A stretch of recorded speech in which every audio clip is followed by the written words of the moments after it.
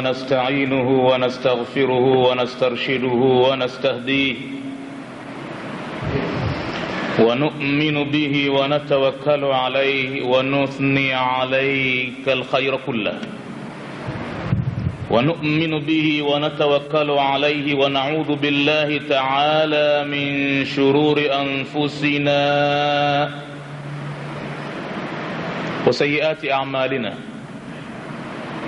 من يهده الله فلا مضل له ومن يضلل فلا هادي له وأشهد أن لا إله إلا الله وحده لا شريك له وأشهد أن محمدا عبده ورسوله وصفيه وخليله إنه أدى الأمانة وبلغ الرسالة ونصح الأمة وكشف الغمة ومحى الظلم وجاهد في الله حق جهاده حتى أتاه اليقين فصلوات الله وسلامه عليه وعلى آله وأصحابه ومن تبعهم بإحسان إلى يوم الدين.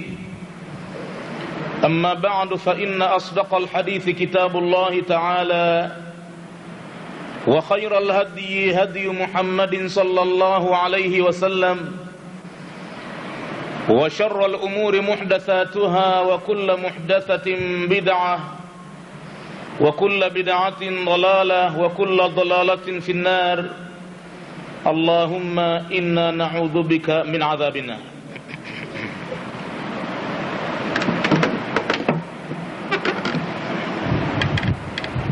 Kabla hatujaendelea na darsa ya tafsiri katika suratu Naba, kwanza kwa idhini ya Mwenyezi Mungu Subhanahu wa Ta'ala nitalijibu suala lililokuja kutokea upande wa kina mama. Ni suala ambalo muhimu kwenye kadhia inavyoonyesha ilitokezea jana hapa msikitini. Wanawake wanauliza hivi,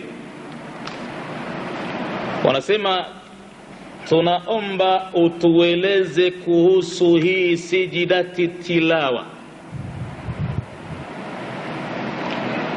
Sijida at-tilawa yani ni sijida ambayo inapatikana baada ya kusomwa aya ya Qur'ani, ikawa imetoa amri au imeashiria vitendo vya watu wema wakati wanaposomewa Qur'ani na sujudu. Basi aya ile yataka kuigwa vitendo vya watu wema wale, au kutekelezwa amri ya Mwenyezi Mungu ile wanaoswali au mtu anasoma Qur'ani akifate kitendo kile. Hiyo ndiyo sijida at-tilawa. Anasema tunaomba utueleze kuhusu hii sijida tilawa, kwa sababu sisi sote huku wanawake tumesujudu wakati inasoliwa swala ya tarawehe. Tumesujudu wakati tunaijua aya ile ni aya ya kusujudu. Kumbe imam aliyekuwa anasalisha, imamu yeye hakusujudu na wala hajatoa sijdati sahwi wakati anaimaliza raka yake ya pili ile, yani mwisho wa sala. Sasa wanauliza wanawake, vipi suala hili? Kwa sababu sisi, wanaposema wenyewe, tumecheza penalty ndani ya sala. Je, suala hili si lazima kwetu ingawa ni sunna? Baya zaidi sisi huku wanawake, kuna ambaye alisujudu na wenzake wakamfuata, baada ya kumaliza swala wakawa wanamcheka na kumsema eti amesujudu yeye mtu mmoja na wenzake wote wamemfuata yeye. Tueleze hali hii kwa kina. seuze yule sahaba ambaye aliyeota usingizini kuwa mti unasujudu, aliambiwa na Mtume sallallahu alaihi wasallam, wewe ulikuwa na haki zaidi ya kusujudu. Kwa hakika wale maimamu wa tarawehe na witri kama wapo, basi sasa yale tulokuwa tukiyazungumza kwenye mazoezi yashatokea. Sasa tulikuwa tukishikana shikio kwenye mazoezi, tunasema kwamba mwezi unakuja mtukufu, mwezi wa kazi huo, mwezi wa ibada huo.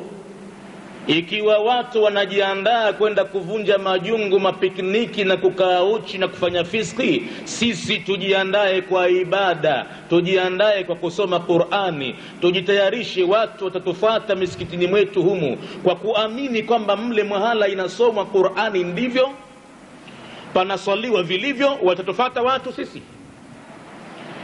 Kwa hivyo tuwape heshima kamili wale ambao tutakuwa tunawaswalisha, tuwaheshimu. Na katika mazoezi hayo nilikuwa mkali bila kiasi, nilikuwa simstahi mtu, nilikuwa naweza kumvunjia mtu kadiri yake mara moja tu. Anasoma Qur'ani, mtu anadodosa na kwenda kisasa, naambia wacha, kama ta mwingine wewe wacha. Hii naambia si kama ninakuadhiri na kuweka attention. Tunakabiliwa na siku tukufu sana ndani ya ibada, lazima tuwe tayari kuzikabili siku hizo. Baadhi yao wakihudhuria kwenye mazoezi katika regular attendance, na baadhi yao mazoezi waliachukulia kwa ni kitu cha upuuzi, wakakatakata. Matokeo yake jana wakati tunaswali tarawehe hapa, imamu mmoja akaswali huku anasoma suratul Hajj, ambayo suratul Hajj Mwenyezi Mungu ameifadhilisha kwa kuweka aya za sijida tilawa mara 2 katika sura moja hiyo. Kwa bahati mbaya mwenyewe imamu alifanya kitendo hicho, alinikabili baada ya swala, amekuja apologize, amekuja kuomba radhi, ametaka samahani ya kwamba sijui ilikuwaje hata ikawa imempitikia aya ile hakusujudu. Sasa sisi kwa upande wetu wanaume ambao tunaye yule imamu pale, tunamuona alipoiacha sida tilawa, ni kwamba tunaelewa kwamba si lazima kusujudu kama imam ataiwacha, si lazima. Lakini si jambo zuri, lakini si jambo jema, huwa yamepita makosa, kwa sababu mtume wa Mwenyezi Mungu salawatu rabbi wa salamuhu alayhi, haijapatikana hadithi yoyote ndani ya swala kwamba aliwahi kusoma aya inayo sida tilawa na akawacha asisujudu. Na yeye ndiye anotuambia sallu kama raaitumuni usalli, salini kama mnavoniona mimi nasali. Ina maana kusujudu ndo ndivyo. Ndani ya swala kusujudu ndo kumfuata mtume. Ama nje ya swala aliwahi mtume kusomewa suratul Najmi, asisujudu nje ya swala. Yategemea pengine pale pahala au hali yake mtume hakupenda kusujudu na kumtaja Mwenyezi Mungu bila ya udhu nje ya swala. Masala mengine ilitokezea kusomewa mtume suratul Najmi na asisujudu, lakini ndani ya swala maswahaba wanasema hajapatapo mtume kuwa anaswali si swala ya fardhi wala swala ya sunna na akakutana na aya yenye sijida tilawa na asisujudu ndani yake. Sisi wanaume kwa kuwa tunaelewa jambo lile si lazim, basi tulifuatana na imamu kwenye swala ile bakia tukawa tukusujudu, hali ya kuwa nafsi zetu zinasononeka, lakini zinaumia, lakini zimeingia kwenye tofrani, lakini sijida tilawa ameiwacha. kule kwa wanawake ambao wako juu kulitokezea tafrani. Wao kumbe ile Qur'ani wanaifuata vilivyo, na miongoni mwao wengi ni wasomaji siku hizi. Hao wanawake sio kama ile karne iliyopita zamani, si kama miaka 30 iliyopita nyuma, kwamba wanawake walikuwa nyuma sana kwenye dini. Sasa wako mbele, sasa wanasoma, tena wanasoma wanawake kwenye kila umri, kuanzia watu wazima na umri wa katikati na mpaka wa vijana wadogo wadogo. Wanajua dini sawa sawa sasa, na wanajua hadhi ya sijda tilawa ilivyo. Miongoni mwao nimekwisha waandikia maudhui ya as-sujudu lillahi wahdahu. Nimewaandikia maudhui ile kuhusiana na subject sijda ni kwa ajili ya Mwenyezi Mungu peke yake. Na katika maudhui hiyo, wakati tunazungumzia juu ya habari ya sijda, kilikuja kisa cha Abu Sa'id al-Khudri radhiyallahu anhu. Abu Sa'id al-Khudri alimwendea Mtume siku moja akamwambia, ya Rasulullah, inni ra'aytu fil manami ka'anni ajlisu tahta shajaratin wa sami'tu ash-shajarata taqra'u surata Sad wal Qur'ani dhikri. فلما وصلت الشجرة إلى آية السجود سجدت لله سجدة وسمعتها تقول في سجودها اللهم اكتب لي بها عندك أجرا وحط عني بها وزرا واجعلها لي عندك ذخرا وتقبلها مني كما تقبلتها من عبدك داود. Sahaba Abu Sa'id al-Khudri anamwambia Mtume, ya Rasulullah, mambo makubwa jana usiku. Masahaba walikuwa hawachukulii mzaha wanapoona ru'ya usingizini, kwa sababu Mtume alikuwa akiwasomesha kuhusu ru'ya. Alikuwa akiwaambia ya kwamba haijabaki katika mambo ya utume illa mubashiratin.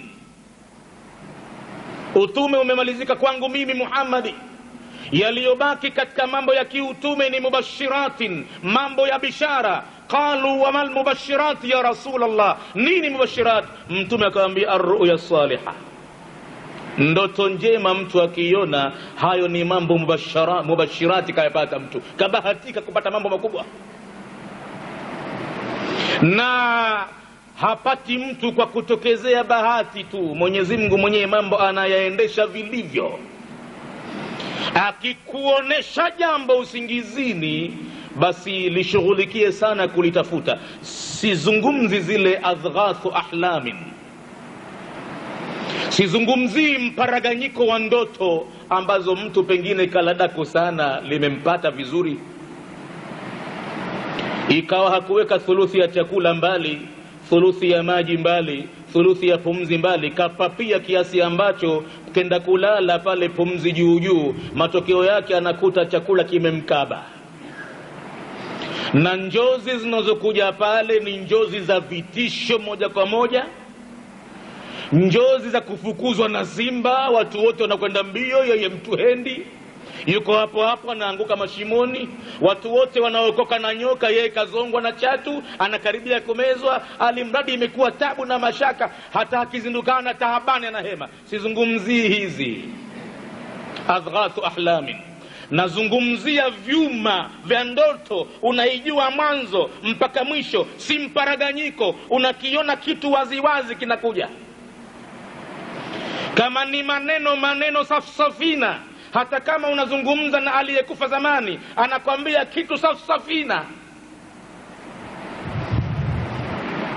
Basi Abu Sa'id al-Khudri akamwambia Mtume, mimi nimeona usingizini kama kwamba nimekaa chini ya mti mmoja mkubwa. Ule mjiti, wasami'tu shajarata taqra'u surata Sad wal Qur'ani dhikri, nikausikia mti ule unaisoma surata Sad. Sad hii maarufu wal Qur'ani dhikri, bali alladhina kafaru fi izzatin wa shiqaq. Na ndani ya surata Sad uliendelea ule mti, sura ninaijua wallahi, mti unasoma ninajua kwamba hiyo ni aya kadha, hiyo ni ikhfa, hiyo ni idghamu, nimekaa makini kabisa, naona raha ule mti unasoma surati Sad. Ukaja zake mti mpaka ukafika pahala penye sijda tilawa. Pahala hapo ni kuhusiana na kisa cha nabii wa Mwenyezi Mungu Daudi alayhi salam. Siku moja nabii Daudi ghafla aliingiliwa na watu nyumbani kwake, hawajui watokako. Mwenyezi Mungu anasimulia kisa hichi, wa hal ataka naba'ul khasmi idh tasawwaru al-mihrab إذ دخلوا عليه ففزع منهم قالوا لا تخف خصمان بغى بعضنا على بعض فاحكم بيننا بالقسط أو بالحق ولا تشتت واهدنا إلى سواء الصراط إن هذا أخي له 99 نعجة ولي نعجة واحدة فقال أكفلنيها وعزني في الخطاب قال لقد ظلمك بسؤال نعجتك إلى نعاجه وإن كثيرا من الخلطاء لا يبغي بعضهم على بعض إلا الذين آمنوا وعملوا الصالحات وقليل ما هم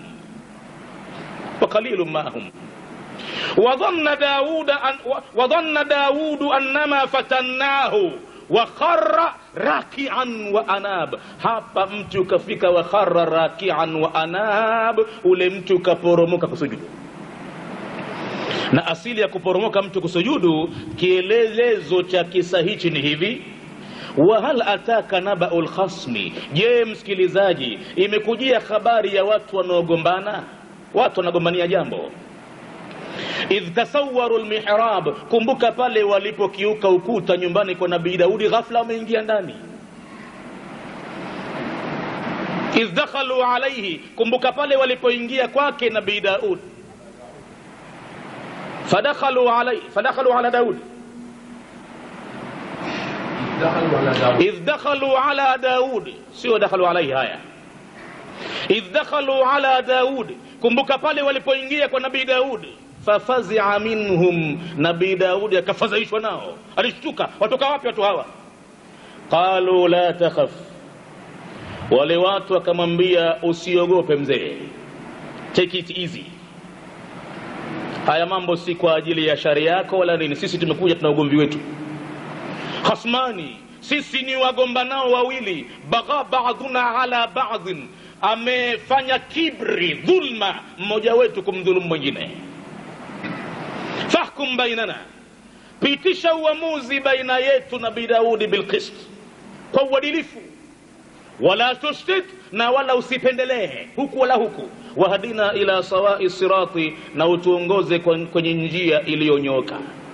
Haya, eleza wewe msemaji mkubwa sana, hebu eleza. Mmoja wao anaambiwa aeleze, akaanza kutoa statement mtu mmoja.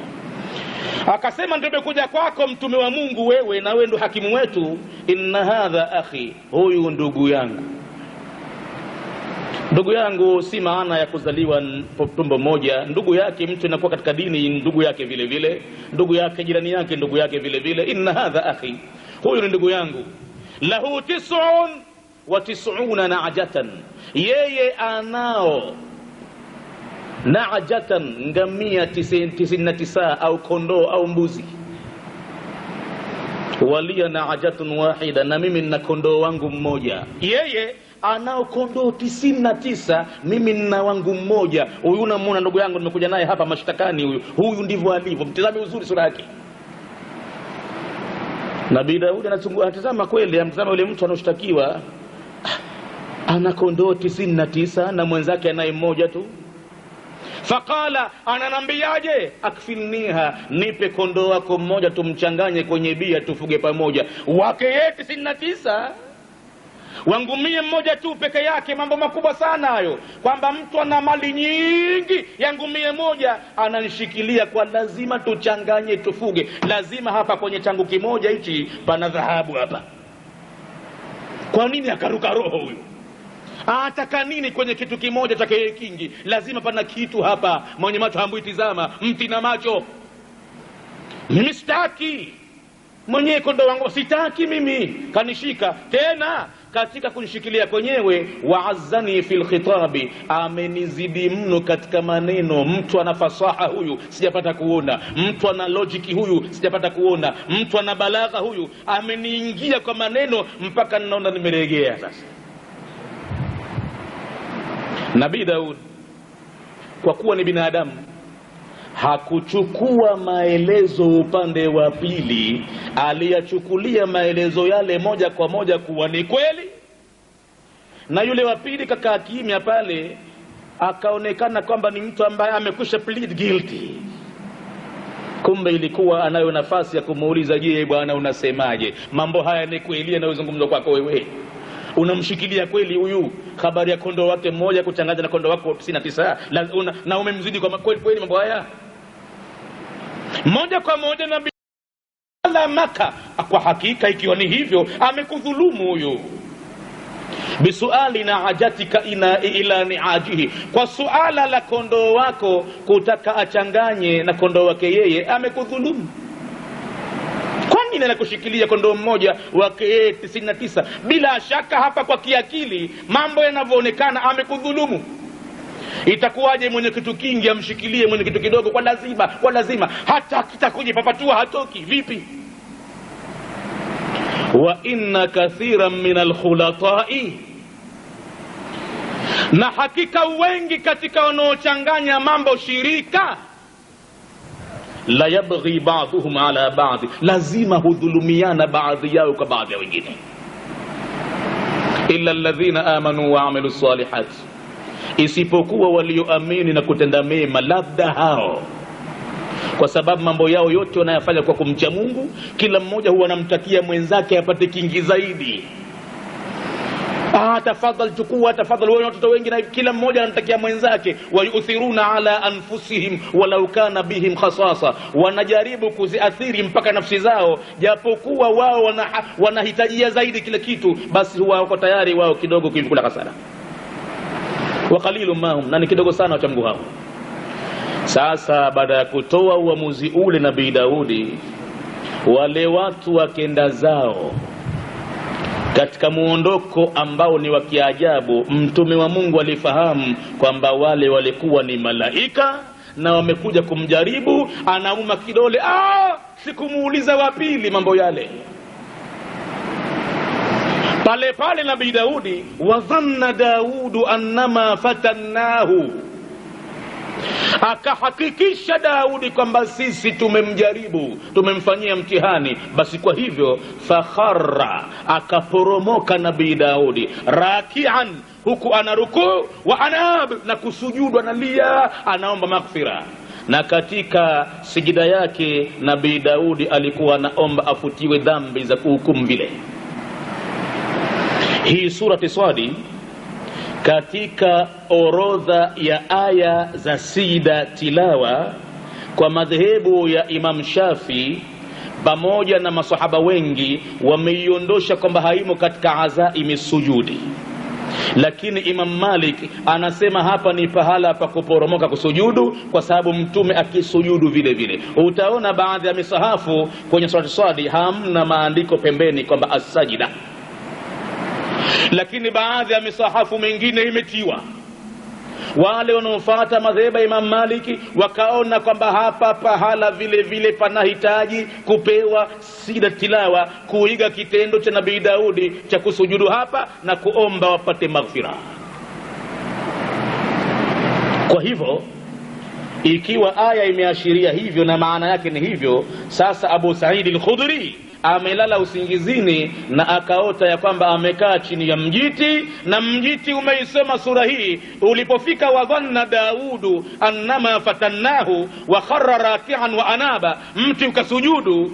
Basi anasema Abu Sa'id al-Khudri, uliposujudu ule mti na uona umesujudu, wasami'tu shajarata taqra'u fi sujudiha, unasoma katika sajida yake maneno yafuatayo. Mti unasema Allahumma, ay Mwenyezi Mungu, uktub li biha indaka ajra, niandikie mimi kwa sajida hii kwako wewe malipo. Wa huttu anni biha wizra, na uniporomoshe kunifutia mimi kwa sajida hiyo mzigo wa madhambi. Waj'alha li indaka dhukhra, na unijalie mimi kwa sajida hii mbele yako ni akiba yangu ya baadaye. Wataqabbalha minni, na unikubalie mimi sajida hiyo kwangu mimi, kama takabbaltaha min abdika Daud, kama ulivomkubalia mja wako Nabii Daudi, na mimi pia unikubalie. Mti unasema maneno yale kwenye sajida. Alipomaliza Abu Sa'id al-Khudri kuzungumza ndoto hii kwa Mtume sallallahu alayhi wasallam alimuuliza Aba Sa'id, wa hal sajadta anta ya Aba Sa'id? Ulipokusha kuyaona hayo usingizini Aba Sa'id, huko usingizini kwako au baada ya kuamka, umesujudu wewe mwenyewe? Baada ya Mwenyezi Mungu kukuonyesha vitu kama hivyo, je, wewe umesujudu? Jiti limesujudu, je, wewe umesujudu? Abu Sa'id akajibu, sikufanya hivyo. Mtume alimwambia, laqad kunta anta ahaqqa bisujudi minha, wewe ndiye uliyekuwa unastahiki zaidi kusujudu kuliko ule mti. Basi Abu Sa'id al-Khudri anasema, wakati anazungumzia habari hii, pale Mtume nikamuona anapiga magoti, anaelekea kibla, anasujudu. Wasami'tuhu yaqulu fi sujudihi, na nikamsikia Mtume anasema katika sijida yake maneno yale ambayo niliusikia mti ukisema, yani Allahumma aktub li biha indaka ajra, wa huttu anni biha wizra, waj'alha li indaka dhukhra, wa taqabbalha minni kama taqabbaltaha min abdika Daud. Hii ndio sijida tilawa. Kuna baadhi ya wanafunzi wanawake mimi nimeshawaandikia maudhui ndani yake ikiwemo habari hii. Wao sasa wanawake wanajua uzito wa sijida ulivyo. Si watu ambao sasa utawapakia tu kwenye lori lako la swala, nenda vyovyote vile kwamba watakaa pasinje tu. Ni kwamba wanaifuata Qur'ani wanawake. Wanajua sasa kinasemwa nini, na wanakuja basi hawakubali kusinzia. Si kama atakuwa amelala, atalala tolala, lakini wako waliokuwa makini wanaifuata kwamba aya hiyo sasa hivi ni sijida, wako makini. Na wanajua hadhi ya sijida ilivyo, kwamba Mtume kasema aqrabu ma yakunu al-abdu ila rabbih wa huwa sajid, katika nafasi aliyokurubia zaidi mja kwa Mola wake ni pale alipokuwa amesujudu. Hajapata mtu kuwa karibu na Mwenyezi Mungu zaidi kuliko aliposujudu. Kwa hivyo ilivyokuwa ushafika pale karibu na Mwenyezi Mungu, faakthir min ad-du'a, Mtume anakuamrisha Muislamu, fanya wingi wa kuomba dua, wa anta sajid, na ilhali umesujudu, fanya wingi wa kuomba dua. لأن أقرب ما يكون العبد إلى ربه وهو ساجد أكثر من الدعاء. Fanya wingi wa kuomba dua kwenye sijida, na wakati unaomba dua kwenye sijida, faqaminun an yustajaba lakum, thibitisheni kwamba mtajibiwa dua zenu mtazoziomba kwenye sijida. Haja yako ulionayo sasa itaje pale. Ikiwa mambo yanakuendea vibaya kimaisha, riziki zinakuwa za wasiwasi, unapambana na tough time, mwambie Mwenyezi Mungu pale kwenye sijida. Imamu anakopeleka pale, mwambie ya Razzaq urzuqni rizqan wasi'an halalan tayyiban mubarakan fihi kama anta tuhibbu ya rabbi wa tarda. Mwambie tena Allahumma innaka ta'lamu bihali minni, Mwenyezi Mungu wewe ndo unaojua hali yangu mimi kuliko ninavyojijua mimi mwenyewe. Tena mwambie wazi, dhaqat alayya al-ardu bima rahubat, imekuwa dhiki kwangu mimi ardhi pamoja na wasaa wake hivi sasa. Watoto uko nyumbani, mambo mabaya, mambo magumu. farzuqni rizqan halalan tayyiban, Mwenyezi Mungu nakuomba sasa kilillahi niruzuku mimi riziki ya halali nzuri, mubarakan fihi, yenye baraka nyingi ndani yake, kama anta tuhibbu ya rabbi wa tarda, kama vile unavyopenda mwenyewe na unavyoridhia. Utizame ukiondoka pale, huenda ukapambana na mtu hapa mlangoni nje ya msikiti, anakwambia kitu kadhaa kadhaa hichi kwa ajili yako na watoto mwezi wa Ramadhani. Hiyo mujarrabun, imekusha jaribiwa, na hivyo ndivyo inavyotokea. Na Mtume hakuna maskhara ya utani katika mambo haya. Anasema fakaminun an yustajaba lakum, thibitisheni mtajibiwa dua zenu kwenye sijida. Sasa watu wanachukulia uzito mambo haya, hawachukulii dharau. Anapotoka mtu mguu mosi mguu pili na kwenda kwenye qiyamul laili, anafatia mambo mle kwenye qiyamul laili. Leo ikitokezea aya yenye sira tilawa, mimi nitaomba hivi, shapanga mwenyewe, kishaplan. Khalafu wewe imamu unakuwa absent minded, hupo pale kimawazo, aya imekupita, hupo, na aghlabu yake na kuwa lile zoezi tulifanya wengine walichukulia kama sio serious, na wakawa katika poor attendance. Matokeo yake ni kwamba hayo yalitokezea ni makosa. Kule kwa upande wa wanawake sasa imekuwa hawamuoni imam kama karuku kasujudu au kusujudu. Wengine wanafikiria kwamba takbira ile ni kwamba kasujudu, kumbe hakusujudu. Au wanaona wengine pale tuwajii kimya tu na hivi. Kama watafanya hivyo, ikiwa imamu anaendelea kusoma mathalan anaendelea kusoma na aya sira tilawa ni ile, hamna haki maamuma ya kusujudu. Kusujudu ni makosa nyinyi. Hiyo ndiyo jawabu. Kwa hivyo wale sujudu walifanya makosa, kwa sababu pale alipopaacha kusujudu ilikuwa ni pahala ambapo aliendelea japo kwa aya 1 2 3 mbele. Labda kama ulibabaika zaidi baada ya aya ile ndo akatamka tamko la Allahu Akbar, nyinyi mkadhani kwamba anasujudu kumbe ana rukuu, pale utakuwa huingii makosani kwa sababu hukujua. Lakini kama aliendelea, wewe mwenyewe ukaamua tu mimi nisujudu, hapa maamuma utakuwa unafanya makosa ya kumkhalifu imamu ndani ya swala. Na imamu ikiwa yale mambo yalimpitikia kwa kusahau, inafaa vile vile kuleta sila sawi, na hata kama hakuleta halaumiwi, kwa sababu jambo lenyewe si katika fardhi za sala, si katika jambo la kubatilisha sala. Hata kama atawacha sijida ya kusahau, basi hana lawama. Lakini amefanya jambo ambalo si zuri kabisa. Kuacha sijida tilawa ni kuacha dhahabu. Hakuna binadamu atakayeacha dhahabu duniani. Kuacha sira tilawa ni kuacha mali kubwa kuliko mali zote dunia nzima na vilivyomo ndani ya dunia. Mtume anasema rak'atayil fajri, kwa mfano rakaa 2 za kablia zile kabla ya kusaliwa alfajiri ile sadiki, rakaa 2 za kabla zile, khairum minad dunya wama fiha, ni bora kuliko dunia nzima na vilivyomo. Sasa hii sira tilawa basi imepita kuliko pale. Shaitani rajim anapomuona mwanadamu amesoma aya ina sira tilawa na akasujudu, yabki, huwa analia shetani kwa masikitiko makubwa, anasema umira ibn adama fi sujudi fasajada falahul janna. Ameamrishwa mwanadamu kusujudu na amesujudu, basi yeye ana pepo ya Mungu moja kwa moja. Wa umirtu bisujudi fa abaitu, na mimi niliamrishwa ni sujudu nikakataa. Sijida yenyewe ilikuwa ni ya kumuadhimisha Mwenyezi Mungu kwa kiumbe Adam, nilikataa.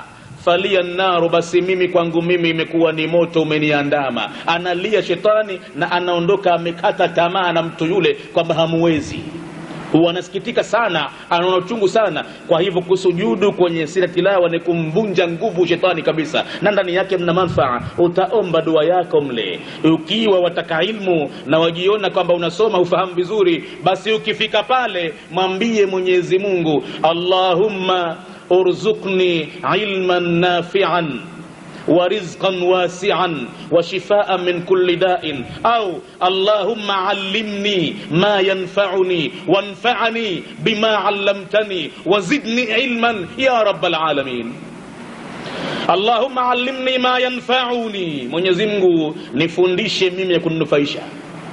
wanfa'ni bima 'allamtani, na uninufaishe kwa kile ambacho umenifundisha, wazidni ilman, na unizidishie elimu ya rabbal alamin, ewe mola wa viumbe vyote. Alimradi pale mtu sikitikia haja yako ulionayo, na kama kuna maradhi basi omba dua.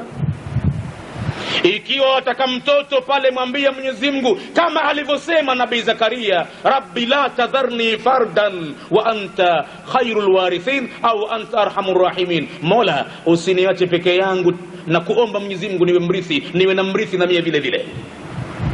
Au rabbi habli min ladunka dhurriyatan tayyiba, mola wangu nipe mimi kutoka kwako wewe kizazi kilichokuwa chema. Unamuomba Mwenyezi Mungu kwenye sijda, na mtume anasema faqaminun an yustajaba lakum, thibitisheni kuwa mtajibiwa dua ambayo imeombwa ndani ya sijda.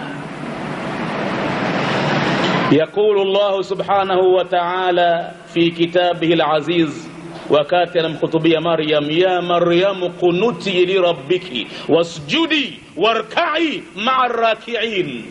Utaona kwenye Qur'ani hapa pana mambo ya kuzingatiwa, ya mambo ya kifani ya balagha. Anaambiwa Maryam, ya Maryamu, ewe Maryam, ukunuti li rabbiki, nyenyekea kwa ajili ya Mola wako, wasjudi, na usujudu, warka'i ma'a raki'in, na urukuu pamoja na wenye kurukuu. Qaddima sujudu fi dhikri ala rukuu, utaona imetangulizwa mwanzo sijida katika kutajwa kabla rukuu, maana rukua kabla sujudi, pamoja na kwamba anaposali mtu rukuu inaanza mwanzo halafu ndo sijida. Pale kwenye Qur'ani isikubabaishe ukaona kwamba labda sijida inaanza mwanzo, hata قدم السجود في الذكر على الركوع لأن التقديم هنا تقديم مرتبة, kwa sababu utangulizi wa pale ni utangulizi wa hadhi, utangulizi wa daraja, utangulizi wa cheo, kwamba sijida ina utukufu kuliko rukuu katika mambo ya sala. Taqdim wa taqdimu makanatin la taqdimu makani, na kutangulizwa cheo kutajwa mwanzo, sio kwamba ianze hivyo kinafasi yake, kwamba ianze sijida mwanzo halafu rukuu. La. Kwa nini pale kwenye Qur'ani inaanza sijida mwanzo na halafu rukuu? Lianna aqraba wad'in takunu fi salati wa anta sajidun, kwa sababu katika pahala ulipokurubia zaidi kwa Mwenyezi Mungu, hasa unapokuwa umeswali, ni pale unapokuwa umesujudu, pale umekurubia zaidi. Fajitahidu fi duai, basi jitahidini waja kumomba Mwenyezi Mungu dua pale. Sasa maimamu wa tarawih, sasa mnaiona hiyo faul iliyofanyika jana, ni kwamba imewakorogea watu ibada zao, na kwamba imamu amekusha apologize, yeye amemwambia basi ni binadamu, lakini namwambia umefanya jambo kubwa, lazima utapata masikitiko. Wallahi usiku haujacha masikitiko yamekuja. Kule wanawake wametiribuka na ibada zao, wengine wameamua kusujudu na wengine hakusujudu. Zaidi yake imetokea shetani ndani yake na kuchekana. Waliosujudu kama imam hakusujudu wamefanya makosa ya kukhalifu imam. Hakuna ruksa kwenye swala ya jamaa kwenda kinyume na kitendo ambacho anafanya imam. Tena mtume akatahadharisha, ikiwa ni maksudi, anaweza mtu kutoka ndani ya swala ya jamaa akiwa na uso wa punda ghafla moja tu, kwa sababu ya kwenda kinyume na imam. Imam hajarukuu na kwenda wewe mwanzo, imam hakusujudu na kwenda wewe mwanzo, basi unaweza kujishtukia kwenye sala ameondoka, utahamaki kuna bichwa la punda, mashikio ya punda, domo la punda, pua la punda. Na ukifika nyumbani matahamaki, watoto wanamkimbia, sema si baba yetu sisi. Resi, vibiru mlangoni, njia watu 10, sie, itakuwaje punda? Ghadhabu za mtume kazionyesha hivyo kwenye sala ya jamaa. Lakini ikiwa ni kutokujua, basi yaliyopita yashapita. Lakini kwa upande wa maimamu, basi mzidi kuwa makini wakati mnaposalisha. Muwe mnaifuata Qur'ani kwa maana, muwe mnasoma kitu mnachokijua, kwamba sasa niko katika aya gani, sasa ninasema nini, sasa niko wapi, hapa Mwenyezi Mungu anazungumza nini. Na kwa hivyo msifanye mambo ya la tubaghidhul ibada ala Allah, msiwabughudhi waja wa Mwenyezi Mungu katika ibada ya Mwenyezi Mungu, mkafanya mambo mpaka watu wakakasirika, akafanya hivi kafanya hivi. Ni makosa yamepita, na hiyo ilikuwa ni upande wa mambo ya careless, upande wa dharau. Ni kwamba Kila siku huambia mie vijana, hamsomi Qur'ani nyinyi mwaka hata mwaka. Kwa kuwa ninakukamateni mwezi wa Ramadhani, mimi ninakamata kanzu zenu, ndiyo tena pale inakuwa mtu anajizoazoa, anajikusanya, anasoma Qur'ani siku zile. Qur'ani mwaka mzima nyinyi mnaiacha muisome, alafu inakuja idhara kila mwaka. Tukifika hapa makosa yale kwa yale, kama ulimkosoa mtu mwaka jana na mwaka juzi kwenye aya hiyo hiyo, na akifika aya hiyo hiyo utamkosoa tena aya hiyo hiyo. Mimi nilikuwa sikubali mambo hayo.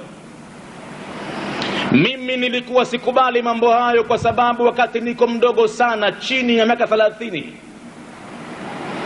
kule msikiti Gofu, na wakati huo msikiti Gofu sio leo, walikuwa na upungufu wa maimamu katika swala za tarawih na witri, na wakati huo ni msikiti Gofu sio leo. Wakati huo ndo mashekhe wa Unguja wanaotikisa kutoka ukutani wako pale wote. Tegemeo la Zanzibari liko pale. Walikuwa na upungufu pale wa maimamu. Marehemu Ahmed Hamid Mansab amekuwa ni mgonjwa na ameshughulishwa sana na kazi. Ikawa sasa anamtafuta mtu wa kuziba pengo pale. Sheikh Saleh Salim Zagar, kwa kuwa mimi ananielewa wakati anapokuwa darasani kwake, siku hizo mimi ninahudhuria, ninasoma mwanafunzi, hunipisha baadhi ya siku kusalisha. Mwenyewe nilikuwa wakati huo na vipande vyangu vya sura vyangu nimehifadhi 1 2 3 10 15, basi ndo hivyo. Wakati huo ilikuwa Qur'ani sijaizunguka barabara kuisoma vilivyo yote. Akani point, akanambia twende kule unahitajiwa ukaswalishe witri tarawih. Mie siwezi, napaogopa pale penyepe hivyo. Akanishikilia kwamba unaweza. Tahamaki moyo wangu baadaye ukawa unasema kwamba utaweza. Nikenda. Lakini ilikuwa mchana kutwa, ile sehemu ambayo nitachukua mimi au juzu nzima ya siku ile, mimi ninaikalia kitako, ninakwenda zangu pahala, basi ninaisoma kuliko mara 30. Na nikikuta aya ambayo inanifanyia tabu kidogo ngumu, basi nitaipitia aya ile mara 60 70 mpaka nijue kwamba hata kifuani shaka aya hii sahihi. Nikifika pale mimi wale hawanielewi siri yangu, mimi ninakuwa hero mbabe, na wanaulizana kasema wapi mtoto huyu. Tukenda zetu, hata siku hiyo nikaja nikakwama kwenye aya moja. Hicho kidonda kimekuwa kidonda cha maisha kwangu, sisahau maisha mpaka nitakufa. Nilipita kwenye sura, ndani yake mna aya, natumaini sura Al-Mumtahana. Aya inasema inna buraa'u minkum wa mimma ta'buduna min dunillah. Kipande hichi mimi nikawa yale maandishi sikuyafahamu vizuri. Kuna baadhi ya misahafu inababaisha, na walikuwa wakitumia msahafu mgumu kidogo. Mimi siku zile bado niko chini sana kwenye Qur'ani. Pale mimi nikapita inna bura'u, sikusoma buraa'u, nikasoma bura'u. Saleh Zagar nyuma yangu akaisoma ile aya, akanambia bura'u, miguu ile nitetemeka pale. Nikawa sasa leo najua nimepatikana, na nyuma yangu kuna watu ambao wameshakufa wengine, kama kwa mfano Omar Abdallah yule, Mwenyezi Mungu amrehemu, alinambia we mtoto, mimi ninapokuwa nyuma yako ninaswali, wallahi ujihisi niko pahala pengine kabisa. Napenda sana kiraa yako. Hapa umewachallenge mashekhe wengi hapa, usifanye mchezo, endelea, keep it up. Siku ile nikaona nimepatikana kweli. Nyuma kuna mashekhe pale wameshona safu ya mwanzo, na wakati huo ndo msikiti Gofu kweli. Wengine hutoka Mombasa, hutoka Lamu, mimi niko mbele pale ninaongoza. Katika miaka ya 70 na 79 labda 78 kama hivi. Basi kuanzia siku ile mimi kufika nyumbani pale nikafungua msahafu, nikacheki tena bura'u, nimesoma bura'u. Maisha yangu kitu kama kile hakitokezei tena abadan. labda tena ni ubinadamu, utokezea mambo ya binadamu, lakini sio kwamba sikuona kabisa kabisa, au sio kwamba sijui kusoma ile aya, labda ubinadamu ndio binadamu utokezea.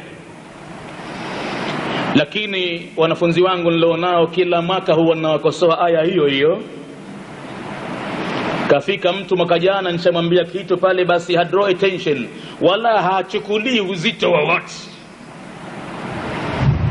anachukulia urahisi. Sasa mambo ndio kwamba hayo yameharibika kwenye sijda tilawa, wanawake wanasikitika kwao, mambo kule yamechafuka, na kwamba wale waliosujudu madhali imam alikuwa akiendelea walifanya makosa, lakini na imam hakufanya vyema kuiwacha sijda tilawa, hasa kutokana na umuhimu wa sijda tilawa, umuhimu wa qiyamul layl, umuhimu wa Qur'an tukufu kuifuata kivitendo, umuhimu wa ibada ndani ya mwezi wa Ramadhani. Watu wamefuatia mambo na wameacha watu misikiti mingi huko wanakotoka, pengine wametoka masafa ya mbali, wameona kwamba ibada ya kweli iko pala fulani, twendeni. Kufika pale mtu akaja kaondokea tafurani, hata katika sijda tilawa pia imeachwa. Hilo ni kosa. Basi inshallah Mwenyezi Mungu asijalie kutokea tena, asijalie Mwenyezi Mungu kutokea tena. Na hivyo salamu hizo sasa itakuwa ndio wanazisikia wenyewe. Sasa watu wajaribu kuwa very serious katika ibada ya Mwenyezi Mungu, ibada ya Mwenyezi Mungu, ibada hususan ndani ya kitabu cha Mungu, kalamullahi. Ikiwa watu wanakuwa serious, wanapoteza mapesa mengi katika mambo ya pombao la dunia, michezo. Kwenye michezo timu haiendi ovyo ovyo uwanjani, isipokuwa kwanza itakaa kambini, na kule kambini patapotezwa pesa nyingi kwa ajili ya chakula na kwa ajili ya matibabu. Na kama kuna wachezaji wengine pale wanaonekana kwamba lazima wapatikane ili kuifanikisha ile timu ishinde, na pale hawapo, wako Europe, wako Ulaya, waleteni wachezaji wetu. Wanaitwa, watu wako very serious katika mchezo. Mchezo nini? Mchezo Mwenyezi Mungu anazungumza kwenye Qur'ani, innamal hayatu dunya la'ibun wa lahun, hakika maisha ya kidunia ni pumbao na mchezo. Wa inna dara al-akhirata lahiya al-hayawanu, huwa mji wa akhira ndio kwenye maisha ya kweli. Sasa sisi tunafanya mchezo kwenye ibada, wenzetu wako serious kwenye mchezo. Sisi tuko careless kwenye ibada, wenzetu wako serious kwenye michezo. Watizameni watu wanavyocheza duniani. Ataitwa mchezaji aje katika nchi yake, anahitajika pale halan. Na khalafu watizame watu wanapokuwa serious wakati game inaendelea. Mtizameni kocha anavyokuwa wakati kindangendange kiko uwanjani pale na timu yake inafanya vibaya. Mtizame hali anayokuwa nayo pale, anavyosononeka, utafikiri kaambiwa jahannamu ile pale utaingia sasa hivi. Namna anavyokuwa, namna anavangaika. Nini kile? Mchezo. Wako serious kwenye mchezo, kwa kuwa ndani yake kuna ushindani. Pana kushinda na kushindwa, na kwenye kushindwa watu wanapoteza pesa chungu nzima. Kuna mambo ya kufukuzwa mtu kazi mara moja, kaambiwa basi kuanzia leo tukutaki tena. Mbali ya kufukuzwa kazi, kuna hatari ya kuuawa katika baadhi ya miji, kwamba huyu pengine kafanya makusudi, timu hii kaiangusha, kaiangamiza, muweni tahamaki mtu kwa risasi. Watu katika mbugano mchezo. Sikwambii tena katika ibada. Muislamu unapokuwa mbele ya Mola wako, yataka pale uoneshe ile seriousness yako ulionayo, kwa kuwa unataraji Mwenyezi Mungu ibada ile ailipe vizuri.